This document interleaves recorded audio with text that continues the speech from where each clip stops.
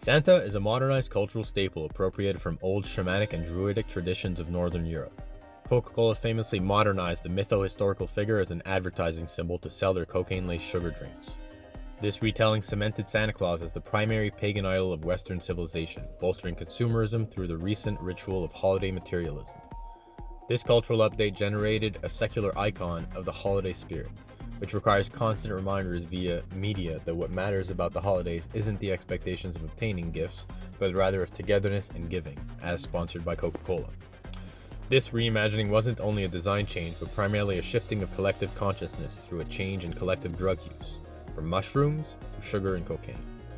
While the origins of Santa remain debated, the actual traditions of these winter holidays harken back to Nordic shamans, whose legends parallel modern traditions, minus a key factor of psychedelic mushrooms. Most of the modern ritualized behavior of Christmas has this shamanic medicine at its core. The Christmas tree has a symbiotic relationship with the Amanita muscaria, which grows beneath it. Reindeer are known to eat and trip on amanitas, and the traditional method for consuming it was to drink the reindeer's urine, which distilled it and purified the amanita of its toxins. I don't recommend this method unless you're very good friends with a reindeer.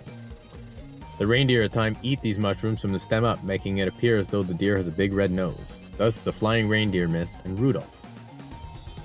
In Nordic winters, snow covered so much of the environment that homes were identified by their chimney holes, which was often the only accessible point for a Nordic shaman to come give his gifts. Stockings were hung by the fire and used to dry mushrooms. Trees were decorated to be admired and worshipped during psychedelic experiences. Now, Coca-Cola claims that they no longer put cocaine in their beverage, but they still use coca leaves for flavoring and still own the most legal plantations of cocoa plants on the earth. They claim that they extract the cocaine from the leaves and sell them to pharmaceutical companies to create medicines and anesthetics. The world's most addictive soft drink, whose recipe is heavily protected and kept secret, which includes coca leaves. Within a magic framework, one is compelled to recognize the implications of such a twisting of old magic systems, rituals, consciousness, altering substances, and means. Its impact is undeniable. Most people don't really know much of anything beyond it having some pagan roots, and so Santa Claus, as far as mimetic entities goes, is one of the major mythological pillars of our civilization, the god of consumerism. In 2021, Coca-Cola's slogan was "Real Magic." So remember, you may not believe in magic, but maybe these very powerful companies that saturate our lives actually do.